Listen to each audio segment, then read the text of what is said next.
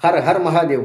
నేను నిన్న ఇన్‌స్టాగ్రామ్‌లో ఒక వీడియో చూశానండి. చాలా నవ్వు వచ్చింది. ఇప్పుడు కూడా ఆ నవ్వు ఆపుకోలేకపోతున్నాననమాట. అది కూడా మీతో ఈ నవ్వుకు కారణం ఏంటి అని మీతో కూడా షేర్ చేసుకోవాలన్న ఆలోచనతో ఈ వీడియో చేస్తున్నాననమాట. అంబానీ ఇంట్లో పైరైట్ రాయి ఉంది. దగదగలాడే ఈ పైరైట్ రాయి వల్ల అంబానీ గారు అంత కోటీశ్వరులయ్యారంట. సో, ఇప్పుడు నా దగ్గర కూడా ఈ పైరైట్ రాయి ఉంది. మా ఇంట్లో ఉంది. నా ఫ్యాక్టరీలో ఉంది. నేను వీటితో దేవతామూర్తులను చేస్తూ ఉంటాను. మరి ఆయన ఒక్క రాయి పెట్టుకుంటేనే అంబానీ గారు అంత కోటీశ్వరులు అయిపోయినప్పుడు నా దగ్గర దాదాపు 2, 3 టన్నులు ఉంటుంది. ఎలా అంటే దేవతామూర్తుల కోసం తెప్పించుకుంటామనమాట తయారు చేసి పంపించడానికి. నేనెంత పెద్ద కోటీశ్వరుని అవ్వాలి, కానీ నేను కష్టం చేస్తే తప్ప నా కుటుంబం ముందుకెళ్ళదనమాట.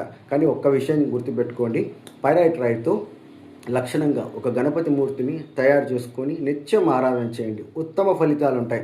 లేదా ఈ పైరైట్ రాయితో ఒక మంచి చిన్న శివలింగం తయారు చేసుకొని నిత్యం శివారాధన చేయండి. పైరైట్ రాయితో ఎంత అద్భుతమైన ఫలితాలు ఉంటాయి. అంతేగాని కష్టపడకుండా రాయి పెట్టుకుంటే మనం కోటీశ్వరులు అయిపోతామన్నది మాత్రం శుద్ధ అవాస్తవం. అటువంటి వీడియోల్ని నమ్మకండి. అటువంటి వాళ్ళు కేవలం వాళ్ళు డబ్బులు దండుకోవడానికి చేసే కార్యక్రమాలు మాత్రం ఇలాంటివన్నీ. ఇట్లాంటి రాళ్ళ వల్ల కాదు, మన కష్టాన్ని నమ్ముకోవాలి, ముందుకెళ్ళాలి జీవితంలో. కష్టే ఫలి అన్నారు పెద్దవాళ్ళు. కష్టపడు, ఫలితం ఆశించు. అట్లా అందుకోసమనే నాకు ఈ వీడియో మీతో షేర్ చేసుకోవాలనిపించింది.